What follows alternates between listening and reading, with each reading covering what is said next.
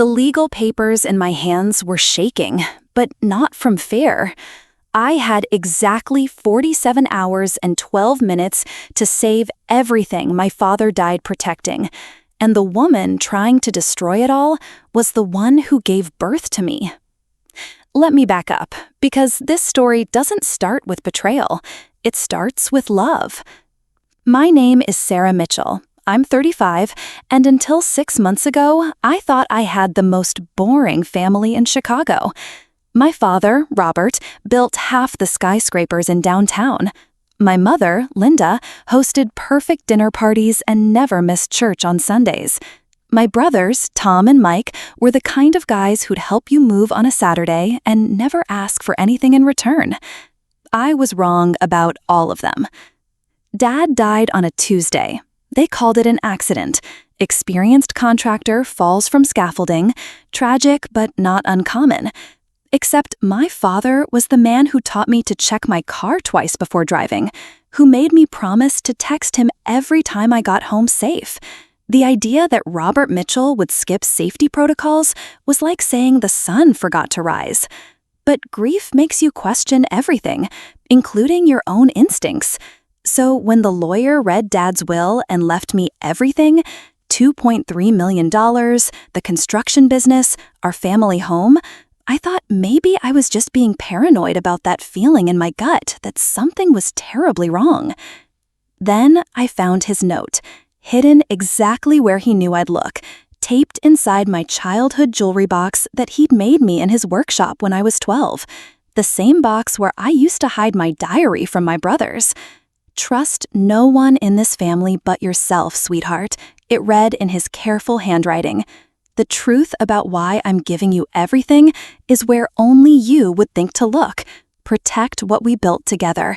I love you more than words can say." That's when I knew Dad's death wasn't an accident, and that's when my mother showed me exactly who she really was. "Sarah, honey," Mom said the day after the funeral, tears glistening in her eyes as she sat across from me in Dad's home office, "you know your father would want you to share this with your brothers. Tom's about to lose his house, and Mike's children need college funds. This is what family does. We take care of each other." But here's what I'd learned growing up with Linda Mitchell. She only called me honey when she wanted something, and she'd never worried about my brother's problems when Dad was alive to handle them. "I need time to think about this, Mom," I told her, watching her face shift from concerned mother to something much colder. "Of course, sweetheart, take all the time you need." Except time wasn't something she was planning to give me.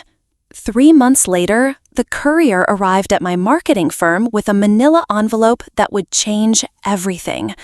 "Petition for mental incapacity review," the header read.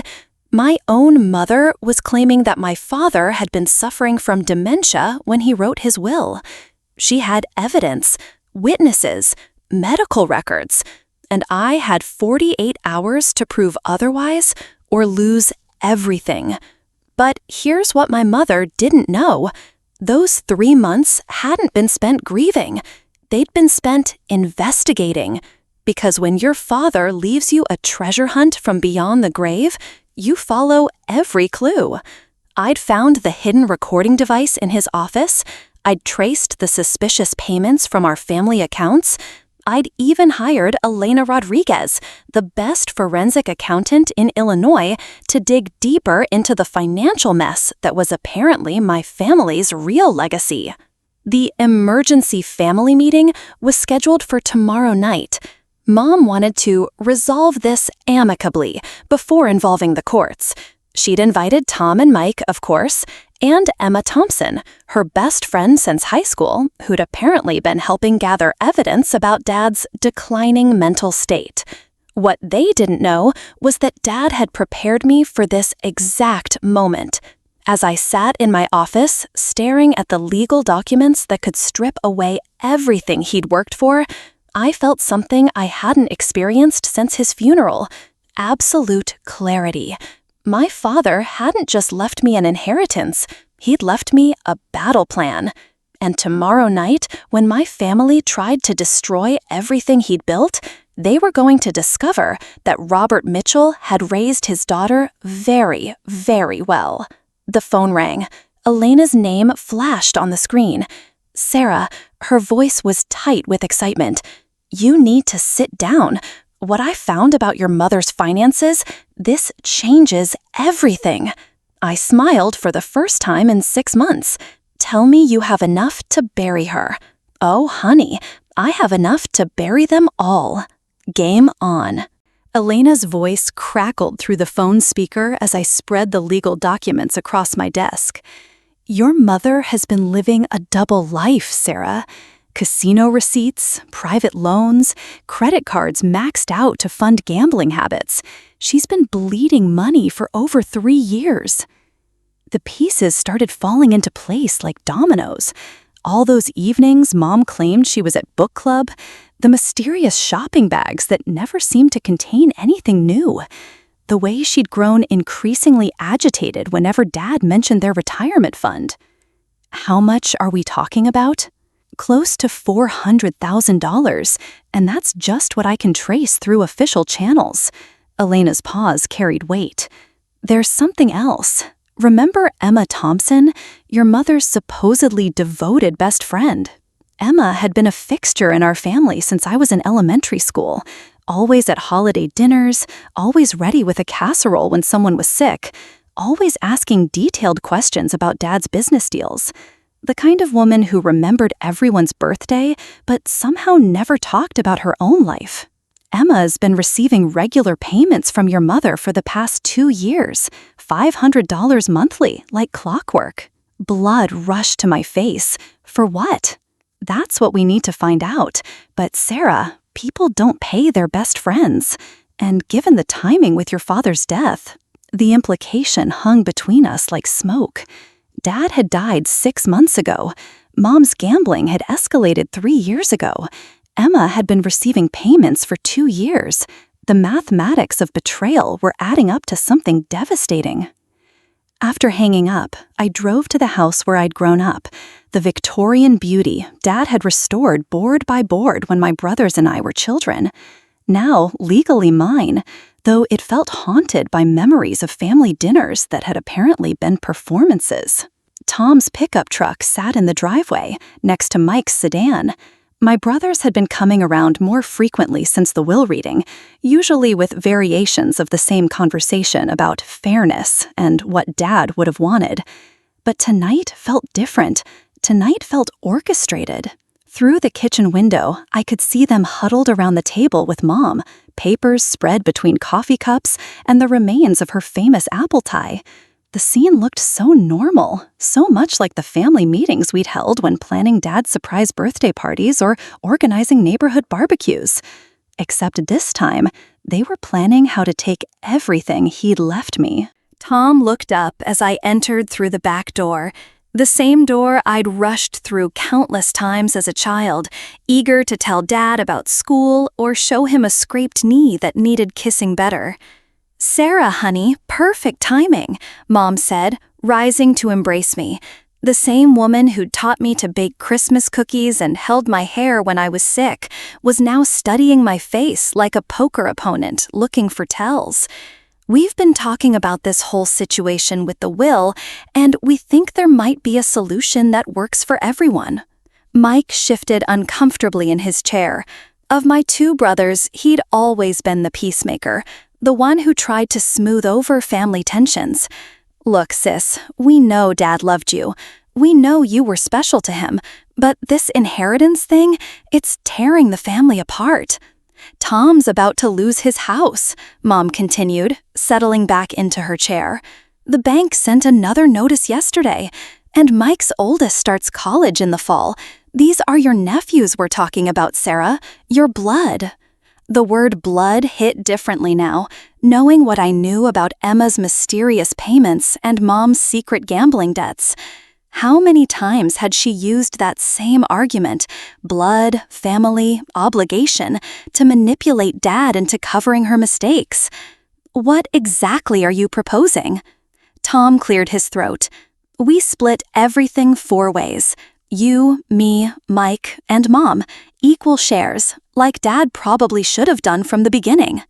Before his mind started going, Mom added softly, dabbing at her eyes with a tissue. You remember how confused he got those last few months, don't you? Forgetting names, losing track of conversations. The doctor said early dementia often affects judgment. But Dad hadn't been confused. He'd been careful. Every conversation we'd had in his final months had been sharp, focused, protective. He'd been planning something, preparing for a threat I was only now beginning to understand. I need to think about this, I said finally. Mom's smile was warm and loving and completely false. Of course, sweetheart, family decisions shouldn't be rushed. Why don't we all get together tomorrow evening, a proper family meeting, where we can work this out like adults? Tomorrow evening, exactly when Elena had warned me the legal challenge would be filed. Game, set, and match to Linda Mitchell. Or so she thought. The dining room where we'd celebrated every birthday and holiday for 30 years had been transformed into a war room. Mom had moved Dad's mahogany desk from his office and positioned it at the head of the table like a judge's bench. 2 men in expensive suits flanked her chair, their briefcases open and documents spread across the surface where Christmas dinner had been served just 7 months ago. Tom and Mike sat rigidly on one side, avoiding eye contact. Emma occupied the chair where Dad used to sit during family meals, her usually warm demeanor replaced by something coldly professional. The woman who'd brought me homemade soup when I had mono in high school was now studying me like a specimen under glass. "Sarah, darling, thank you for coming," Mom said, gesturing to the lone chair positioned across from their united front. The setup reminded me of every courtroom drama I'd ever watched, except the defendant's chair was the same seat where I'd blown out birthday candles as a child. The older of the 2 lawyers stood, extending his hand with practiced charm. "Ms. Mitchell, I'm David Hartwell from Hartwell & Associates. This is my colleague, James Morrison. We're here to help facilitate a resolution that serves everyone's best interests." Hartwell's grip was firm, his smile calculated, the kind of man who probably charged $500 an hour to dress up extortion as family mediation. Morrison remained seated, his fingers already dancing across a laptop keyboard, recording every word. "Before we begin," Mom continued, her voice carrying the same tone she'd used when explaining why my curfew was non-negotiable, "I want you to know this isn't about money. This is about fairness, about honoring your father's true intentions before his illness clouded his judgment." Emma leaned forward, her eyes glistening with what appeared to be genuine tears. "Sarah, there's something you need to know, something I should have told you years ago, but your father made me promise to keep it secret until after he was gone." The temperature in the room seemed to drop 10 degrees. Whatever Emma was about to reveal had been rehearsed, planned, timed for maximum impact. Her trembling hands reached into her purse, withdrawing a manila folder that looked suspiciously similar to the legal documents I'd received yesterday. "Your father and we had a relationship before he married your mother, when he was stationed overseas, before he came back and started the business." Emma's voice cracked with manufactured emotion. "We were young, and when he deployed, I discovered I was pregnant." The words hit like physical blows. Mike's face went pale. Tom's mouth fell open. Mom dabbed at her eyes with a tissue, playing the role of the devoted wife learning about her husband's infidelity for the first time. "I never told him about the baby," Emma continued. "When he came home, he was so in love with Linda, so excited about building a life with her. I couldn't destroy that happiness. So I raised my daughter alone, telling everyone she was my sister's child after a car accident." Hartwell slid a DNA report across the table, the official letterhead and complex charts designed to overwhelm rather than inform. The results are conclusive. Emma's daughter, Rebecca Thompson, is Robert Mitchell's biological child, which makes her your half-sister, Miss Mitchell, and a rightful heir to his estate. The photograph attached to the report showed a woman in her early 30s with Dad's distinctive green eyes and stubborn chin. Rebecca Thompson, according to the paperwork, lived in Portland and worked as a teacher. She looked exactly like the kind of person Dad would have been proud to call his daughter. Rebecca doesn't know any of this yet, Emma said, her performance flawless. She still believes her father died in that car accident with my fictional sister, but legally, she's entitled to half of everything Robert left behind. Morrison's laptop clicked steadily as he documented every revelation. The sound reminded me of a metronome, keeping time as my family's lies unfolded in perfect rhythm. Now, we could take this to court, Hartwell continued smoothly. DNA evidence is conclusive, and Emma has documentation spanning 30-plus years. Birth certificates, medical records, school enrollment forms, all listing Robert Mitchell as the father. But litigation is expensive, time-consuming, and devastating to families. Mom reached across the table, her fingers finding mine with practiced maternal warmth. Sweetheart, I know this is a shock. Lord knows it was for me when Emma finally found the courage to tell me last month. But your father would want us to do right by Rebecca. You know how he felt about family, about taking care of people who couldn't take care of themselves. The manipulation was masterful. They'd constructed a narrative that painted Dad as the unfaithful husband, Emma as the noble single mother, and me as the selfish daughter hoarding money that rightfully belonged to an innocent woman who didn't even know she existed. What exactly are you proposing? The question came out, steadier than I felt. A simple amendment to the will, Morrison said, producing a thick stack of papers. Rebecca receives 50% of the inheritance, as she would have if your father had known about her existence. You retain the other 50%, plus the family home. Everyone wins. Tom finally spoke, his voice rough with emotion. Sarah, it's the right thing to do. You know Dad would have taken care of Rebecca if he'd known about her. He was a good man who made one mistake 35 years ago, Mike added. But that doesn't mean his daughter should pay for it now. The documents lay before me like a trap, elegant legal language designed to transfer half of everything Dad had worked for to a woman I'd never met.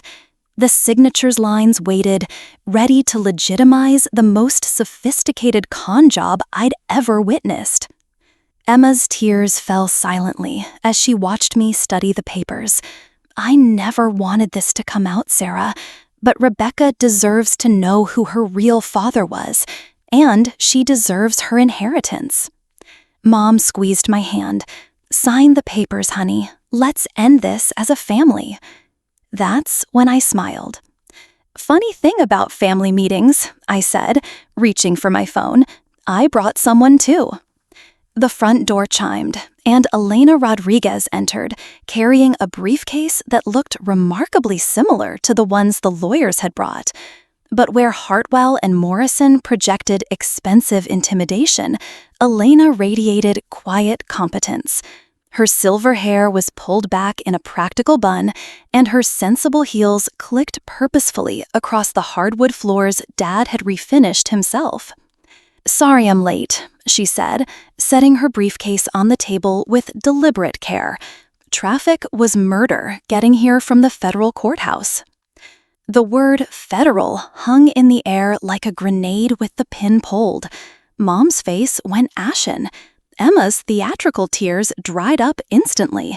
Even the lawyers exchanged worried glances. Elena Rodriguez, certified forensic accountant, she announced, producing her credentials with practiced efficiency. Licensed by the state of Illinois to investigate financial crimes, authorized to testify in federal court, and currently working on a rather fascinating case involving gambling addiction, embezzlement, and identity fraud. Hartwell cleared his throat. I'm not sure what relevance this has to our family discussion. Oh, it has tremendous relevance, Elena interrupted, opening her briefcase to reveal files thick enough to choke a horse. The first document she placed on the table was a bank statement, Mom's personal checking account, highlighted in fluorescent yellow wherever large withdrawals appeared. 3 years of systematic financial bleeding, each withdrawal corresponding to dates that Elena had cross-referenced with casino security footage. Linda Mitchell has been gambling away the family savings for 36 months, Elena announced matter-of-factly. River Point Casino, mostly, though she branched out to the riverboat gambling in Indiana when her credit ran out locally. Tom's face crumpled as he stared at the evidence. His mother, our mother, had been living a secret life while he struggled to make mortgage payments on the house where his children slept every night. The withdrawals started small, Elena continued, laying out a timeline that read like a medical chart documenting the progression of disease. 500 here, 1,000 there. But addiction escalates, doesn't it, Linda?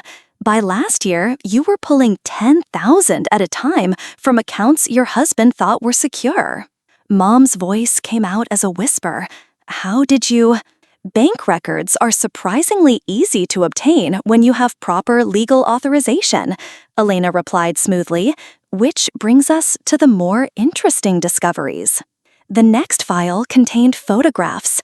Emma Thompson entering a private office building in downtown Chicago, Emma Thompson shaking hands with a man Elena identified as Marcus Volkov, a loan shark who specialized in desperate housewives with gambling problems. Emma hasn't been your best friend for the past 2 years, Linda. She's been your handler. Volkov's people recruited her to monitor the Mitchell family finances, to identify assets that could be liquidated when your debts came due. Emma's carefully constructed facade cracked completely. The woman who'd brought casseroles to every family crisis was actually a professional con artist, trained to exploit the exact vulnerabilities that made people trust her. The $500 monthly you've been paying Emma, that wasn't hush money. That was her retainer fee for playing the role of devoted family friend while she gathered intelligence on your husband's business empire. Morrison's laptop had gone silent. Hartwell was studying the documents Elena provided with the grim expression of a lawyer realizing his clients had lied about everything. But here's where it gets really interesting, Elena said, producing the DNA report that Emma had presented earlier. This document claims Rebecca Thompson is Robert Mitchell's biological daughter, except there's one tiny problem. She placed a second DNA report beside the first. Same letterhead, same complex charts, completely different results. Rebecca Thompson submitted her own DNA sample 3 months ago as part of a genealogy project through her school district. The results were automatically uploaded to the national database. She's not Robert Mitchell's daughter. She's not even Emma Thompson's daughter. The revelation hit like a physical blow. Emma's entire story, the secret pregnancy, the noble sacrifice, the innocent daughter who deserved her inheritance, had been fiction crafted to steal everything Dad had built. Rebecca Thompson is actually Emma's niece, daughter of Emma's sister who died in a car accident 15 years ago. Emma adopted her legally and has been using her identity to create a false inheritance claim. Mom's hands shook as she reached for her water glass. The woman who'd orchestrated this elaborate con was discovering that her partner had been planning to double-cross her from the beginning. Emma intended to split the inheritance with you, Linda, after the legal theft was complete. 50% to Rebecca, 25% to Emma for her services, 25% to you to cover your gambling debts. Everyone wins, except the legitimate heir who gets nothing. Tom stood abruptly, his chair scraping against the floor. "Mom, tell me this isn't true. Tell me you didn't try to steal Sarah's inheritance to pay off gambling debts." But Mom couldn't speak. The evidence was too overwhelming, too meticulously documented. Elena had spent 3 months building an airtight case that exposed every lie, every manipulation, every calculated betrayal. "The loan sharks Volkov represents aren't known for their patience," Elena continued. "Your gambling debts currently total $473,000. With interest compounding daily, that number grows by approximately $200 every 24 hours. Mike's voice cracked. "400,000? Mom, how could you?" "Desperation makes people do terrible things to the people they love," Elena said, not unkindly. "But Linda, your creditors aren't interested in your family dynamics. They want their money, and they've been pressuring you for months to liquidate your husband's estate." The lawyers were already packing their briefcases. Hartwell's expensive suit couldn't hide the fact that he'd been hired to legitimize what amounted to elaborate fraud. "The beautiful irony," Elena concluded, "is that Robert Mitchell knew all of this. He'd been investigating his wife's gambling and Emma's true identity for months before his death. Which brings us to the most important revelation of all." She reached into her briefcase one final time, withdrawing a device that looked like a small recording unit. "Your husband didn't die in an accident, Linda, and he didn't die alone." The room went dead silent. He recorded everything. Elena's fingers moved with surgical precision as she connected the recording device to Tom's laptop. The familiar hum of Dab's construction office filled the room, the sound of blueprints rustling, coffee brewing, and the distant rumble of machinery that had been the soundtrack of my childhood.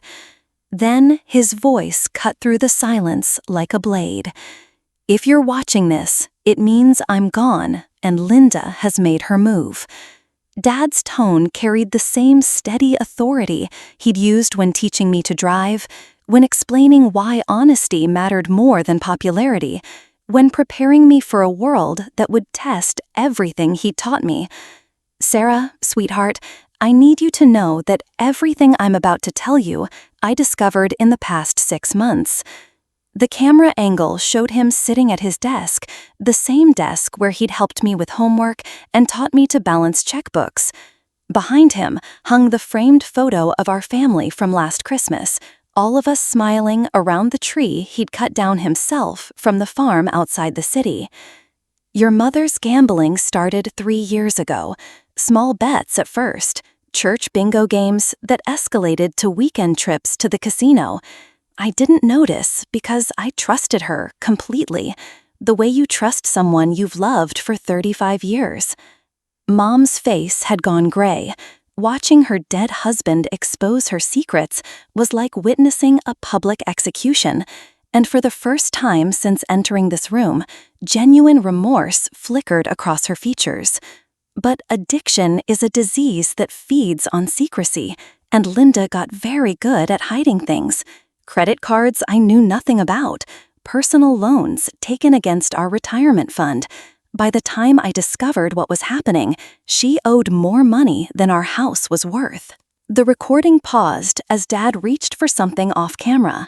When he returned, he held a thick folder that made Elena nod with grim satisfaction. "Emma Thompson approached your mother 18 months ago, not as a friend offering help, but as a representative of Marcus Volkov's organization. They specialize in recruiting desperate people to infiltrate families with assets worth stealing." Emma had shrunk into her chair, the confident performance artist replaced by a small, frightened woman realizing her carefully constructed world was collapsing in real time. Emma's job was to identify everything we owned and determine how quickly it could be liquidated. The monthly payments Linda made to her weren't bribes, they were salary for corporate espionage disguised as friendship. Tom's hands clenched into fists. The woman who'd attended his children's birthday parties, who'd brought flowers when his wife was hospitalized, had been cataloging their family's vulnerabilities like items in an auction house. But Emma made a critical mistake, Dad continued, his voice carrying a hint of the satisfaction he'd felt when outsmarting competitors in business deals. She assumed I was the same trusting fool who'd spent 35 years married to Linda without noticing her lies. The camera zoomed in slightly as Dad leaned forward, his expression shifting from disappointed husband to protective father. Emma created a false identity for her adopted niece, Rebecca Thompson, claiming the girl was my daughter from an affair before marriage. The plan was elegant. Use DNA evidence to establish Rebecca's inheritance rights, then split the estate between Rebecca and Linda to cover the gambling debts. Mike's voice cracked as he spoke. Dad, why didn't you just confront Mom directly? Why all this secrecy? As if anticipating the question, Dad's recorded image smiled with sad understanding. Because Marcus Volkov's people don't accept payment plans, son. They don't negotiate or show mercy to families who can't pay. When someone owes them $500,000, they collect it any way necessary. The number hit the room like a physical blow. $500,000. More than Tom's house was worth. More than Mike's kids' college funds. More than any of us could have imagined Mom gambling away in church basements and riverboat casinos. I started wearing this recording device 8 weeks ago when Volkov's men showed up at the construction site. They made it very clear that my family's safety depended on paying Linda's debts, and they didn't much care how I raised the money. Elena's jaw tightened. The investigation she'd been conducting wasn't just about financial fraud. It was about a family held hostage by organized crime. So I played along. Let them think I was a desperate old man willing to liquidate everything to protect his wife. I even met with Emma several times, pretending to fall for her story about Rebecca being my secret daughter. The screen showed Dad pulling out another folder, this one containing photographs of Emma meeting with various men in expensive suits, license plate numbers, timestamps, the methodical documentation of a man who'd built a construction empire by paying attention to details. But sweetheart, here's what Emma and your mother don't know. Rebecca Thompson contacted me directly 3 months ago. The revelation sent shockwaves through the room. Even Elena looked surprised. The girl had been researching her family genealogy and discovered inconsistencies in the story Emma had told her about her parents' deaths. She's a smart young woman, reminds me of you at that age, and she suspected she was being used for something she didn't understand. Dad's expression softened as he continued. Rebecca has no idea about the inheritance scam. She simply wanted to know the truth about her biological parents. So I arranged for independent DNA testing through a private laboratory. Emma's face had gone chalk white. The cornerstone of her elaborate con, the innocent daughter who deserved her father's inheritance, had been investigating her supposed parentage independently. The results confirmed what I suspected. Rebecca Thompson is not my daughter. She's not even biologically related to Emma. She's the child of Emma's sister and brother-in-law, both killed in a drunk driving accident when Rebecca was 17. The room felt like a tomb. Every lie, every manipulation, every carefully constructed deception had been unraveled by a girl who simply wanted to understand her own history. Emma adopted Rebecca legally after the accident, but she's been using the girl's identity and tragic background to create fraudulent inheritance claims. Rebecca has no idea her adoptive aunt has been portraying her as the secret daughter of various wealthy men who've died recently. Dad's voice hardened with protective fury. There have been others, Sarah. Families in Detroit, Milwaukee, Kansas City. Emma Thompson is a professional con artist who specializes in exploiting grieving widows and creating false heirs. The full scope of the betrayal was staggering. This wasn't desperate impulse born from gambling addiction.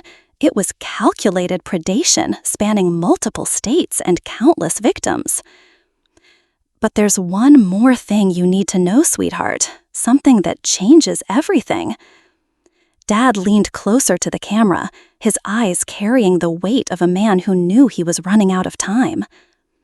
I didn't die. Dad's recorded voice dropped to barely above a whisper, the same tone he'd used when teaching me to identify which boards were rotten in the old treehouse, warning me about dangers that weren't immediately visible. 3 days before I died, Marcus Volkov himself came to the construction site. Not his usual muscle, but the man himself. That's when I knew Linda's debts had escalated beyond anything his organization normally handled. The recording device had captured every word of that final conversation, and Dad's foresight in documenting everything was about to reveal the true scope of what our family had been facing. The small device Elena held contained evidence that would change everything we thought we knew about his death. Volkov gave me 72 hours to liquidate $2 million worth of assets. Not the $400,000 Linda actually owed, but $2 million. Apparently, when you can't pay gambling debts to organized crime, they charge interest that compounds faster than cancer. Mom's breathing had become shallow, rapid. The woman who'd spent 3 years spiraling into addiction was learning that her disease had signed her husband's death warrant. He wanted the construction business sold immediately to a shell company he controlled. Our house, our savings, your college funds, everything converted to cash within 3 days, or he'd start collecting payment from family members. Tom's face had gone white as understanding dawned.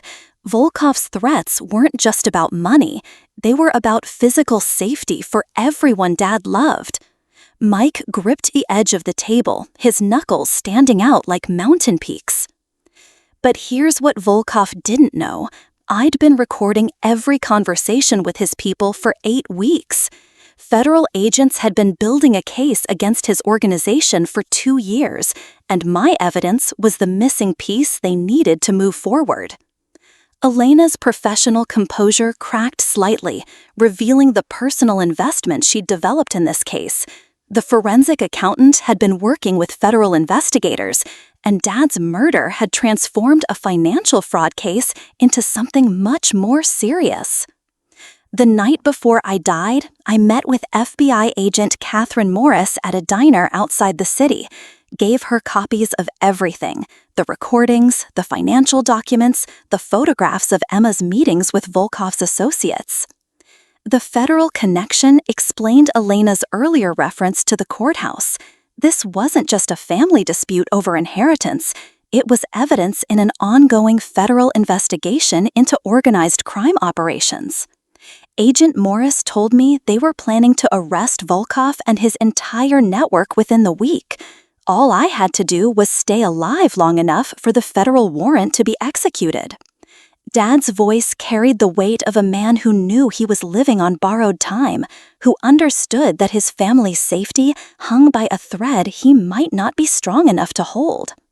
The morning I died, I received a phone call at 5:30 a.m., Emma Thompson crying hysterically, claiming Linda had suffered a heart attack and was being rushed to Chicago General Hospital.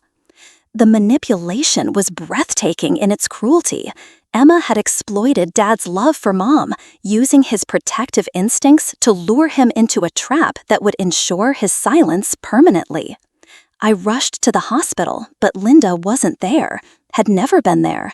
When I tried to call home, Emma answered your mother's phone, claimed Linda was in surgery and couldn't be disturbed. The web of lies had been carefully constructed to isolate Dad from anyone who might verify Emma's story. By the time he realized he'd been manipulated, it was too late to escape. Emma kept me at the hospital for 3 hours, insisting we wait for updates from doctors who didn't exist about a medical emergency that never happened. While I was there, Volkov's people sabotaged the scaffolding at the downtown construction site. The accident had been planned with military precision. Dad's absence from the site had been necessary to ensure no witnesses survived who could testify about what really happened. By the time Emma finally admitted she'd lied about your mother's condition, I knew I was walking into a trap. But I also knew that if I didn't show up at the construction site, Volkov would assume I was cooperating with federal investigators. Dad's choice had been impossible: walk into certain death or condemn his family to the same fate. The recording device hidden in his jacket pocket represented his final act of protection, ensuring the truth would survive even if he didn't. The FBI found my body at 6:15 p.m. Agent Morris recovered this recording device at 7:30. By 8 o'clock, they had enough evidence to arrest Volkov and 16 members of his organization. Elena reached into her briefcase, withdrawing a newspaper clipping dated 1 week after Dad's death. The headline read, "Federal Raids Dismantle Chicago-Based Loan Shark Operation." The article described the largest organized crime bust in Illinois history. Marcus Volkov is currently serving 25 years in federal prison, Elena announced. His entire network was dismantled. The investigation saved dozens of families from the same fate that befell Robert Mitchell. Emma had begun crying, not the manufactured tears she'd used during her performance, but the desperate sobs of a woman realizing her criminal career was over. The federal case Elena mentioned would include charges for her role in Dad's murder. "But, sweetheart," Dad's voice continued from beyond the grave, "I need you to know that everything I did was to protect you. The inheritance, the recordings, even working with the FBI, all of it was to ensure that no one could ever threaten our family again." His final words carried the love of a father who'd sacrificed everything to keep his daughter safe, who'd faced death knowing that his careful planning would eventually expose the truth and deliver justice. Linda's gambling addiction made her vulnerable to predators, but Emma Thompson turned that vulnerability into a weapon against everyone I loved. "Don't let my death be in vain, Sarah. Make sure they both face the consequences of what they've done." The recording ended with the sound of Dad's office door closing, followed by silence that felt like a prayer. Elena's voice broke the spell.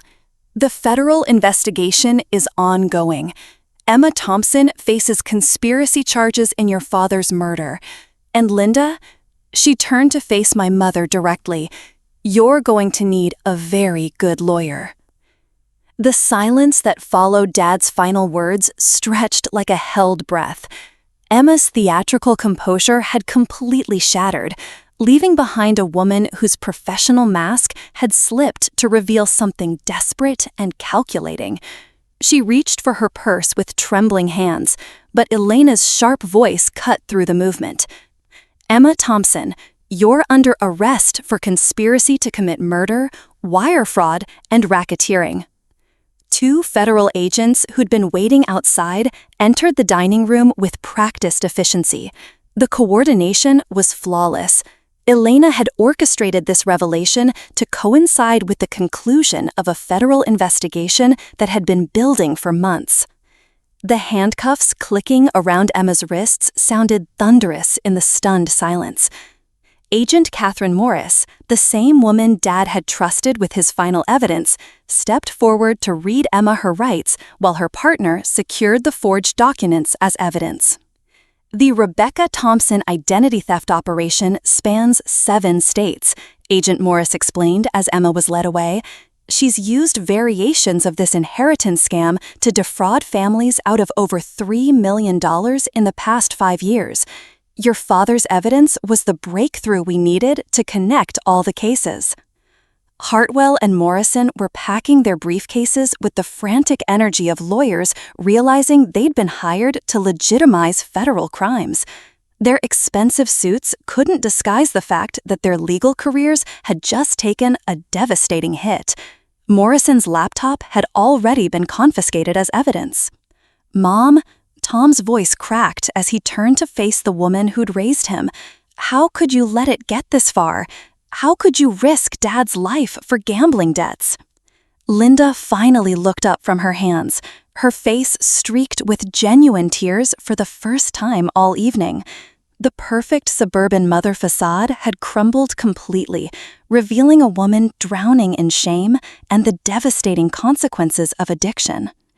"It started so small," she whispered. "Just bingo at church, then weekend trips to the casino with the girls from book club. When I started losing, I told myself I could win it back. When the losses got bigger, I told myself Robert would never find out."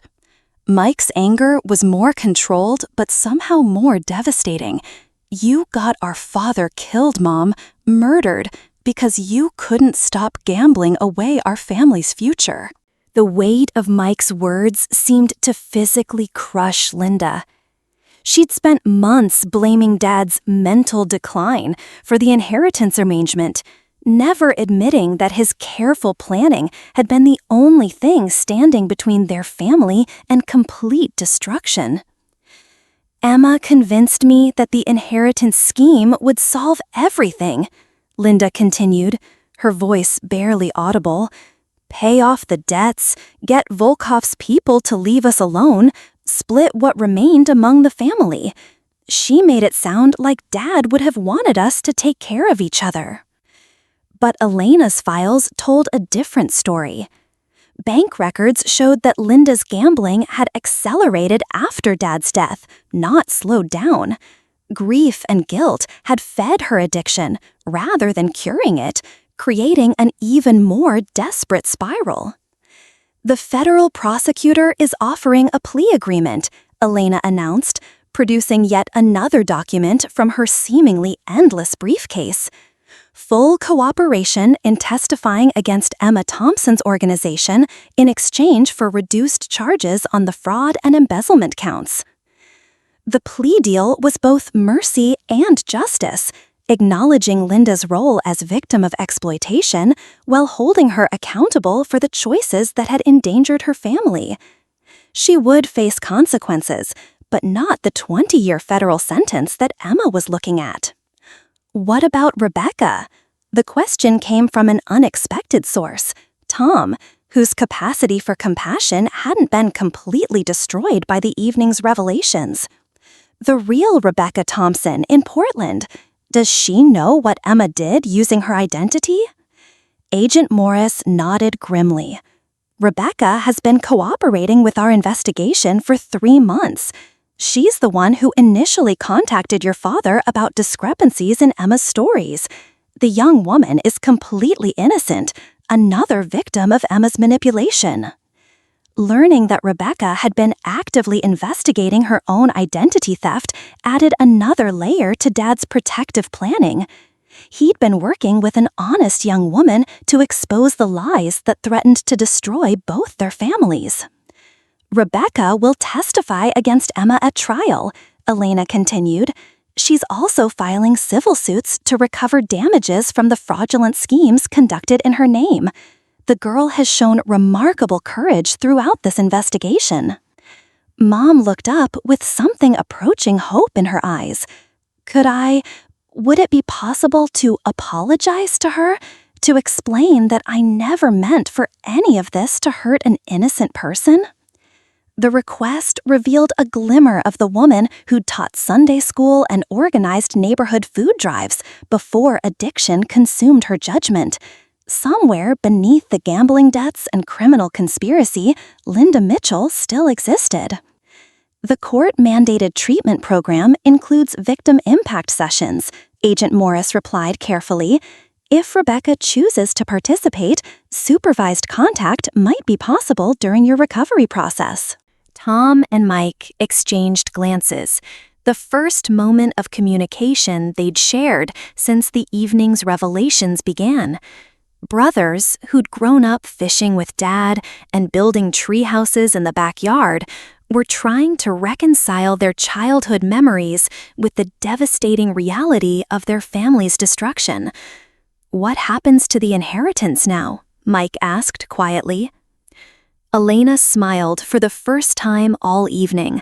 "That's actually the beautiful part of your father's plan. The will stands exactly as written.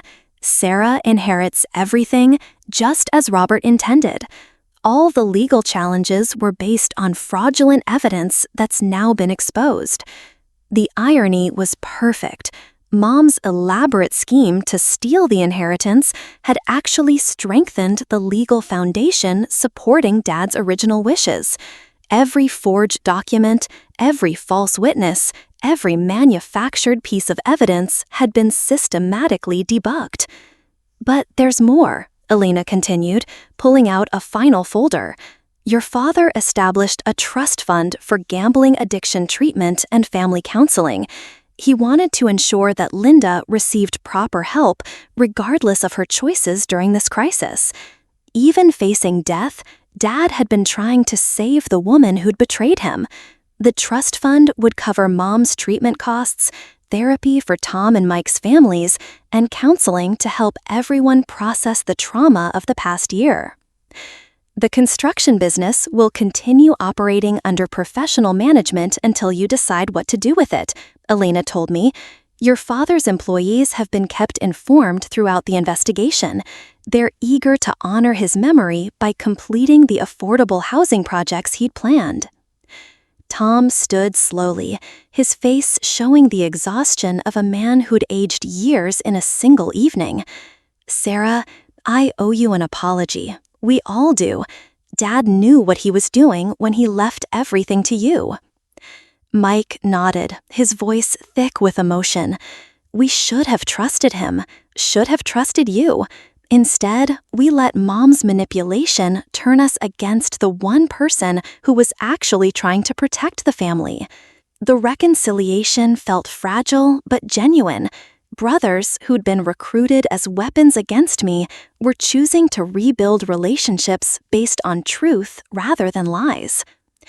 "What I want," my voice surprised me with its steadiness, "is for us to honor Dad's memory by taking care of each other the right way. Mom gets the treatment she needs. You both get help dealing with the trauma of what Emma put this family through. And we work together to make sure Dad's business becomes the legacy he dreamed about." Agent Morris handed me a business card as the federal agents prepared to leave. "The trial will begin in 6 months. Emma Thompson's conviction is virtually guaranteed, but your testimony about the family impact will be important for sentencing." Justice would be served, but more importantly, healing could finally begin. The house where we'd celebrated every holiday felt different now, not haunted by secrets, but cleansed by truth. Dad's recording had done more than expose criminals. It had given his family the chance to build something honest from the ashes of betrayal. Elena packed her briefcase with satisfied efficiency. "Your father would be proud of how you handled this, Sarah. He raised a daughter strong enough to finish what he started." As the last of the cars pulled away from our childhood home, Tom, Mike, and I stood together in the kitchen where Mom had made countless family dinners, where Dad had taught us to balance checkbooks and change oil and treat people with dignity. Tomorrow, Mom would begin the long journey toward recovery. Emma would face federal prison. Rebecca Thompson would finally learn the truth about her parentage and receive justice for years of identity theft. But tonight, for the first time in 6 months, Robert Mitchell's children were safe. And his legacy was secure. 6 months later, sunlight streamed through the windows of Dad's old office as Rebecca Thompson and I reviewed blueprints for the Robert Mitchell Memorial Housing Development. The young woman Emma had exploited possessed Dad's same careful attention to detail and genuine desire to help families build better lives. "Your father would love this," Rebecca said, pointing to the playground we'd designed for the center of the community. "Affordable homes where children can grow up safely. It's exactly what he dreamed about." Mom's letters from the treatment center arrived weekly now, filled with genuine remorse and small victories in her recovery journey. Her handwriting looked stronger each month, and her words carried the voice of the woman who'd raised me before addiction stole her away. The supervised visits we'd begun allowed cautious hope for eventual reconciliation. Tom and Mike had thrown themselves into the construction business with renewed purpose, channeling their guilt into something productive. Their children now understood why Grandpa's legacy mattered, why integrity was worth more than easy money, why family meant protecting each other rather than exploiting vulnerabilities. Emma Thompson received a 20-year federal sentence last week. Agent Morris called to tell me she'd show no remorse during trial, maintaining that her victims had deserved what happened to them. Some people, it seemed, were beyond redemption. Standing in the house where Dad had recorded his final message, surrounded by blueprints for affordable housing that would shelter dozens of families, the inheritance he'd protected finally felt like the gift he'd intended. Not just money, but the foundation for building something meaningful. The woman who'd tried to steal everything had given me something even more valuable: the strength to fight for what mattered, the wisdom to recognize true family, and the courage to turn grief into purpose. Dad's final lesson was complete.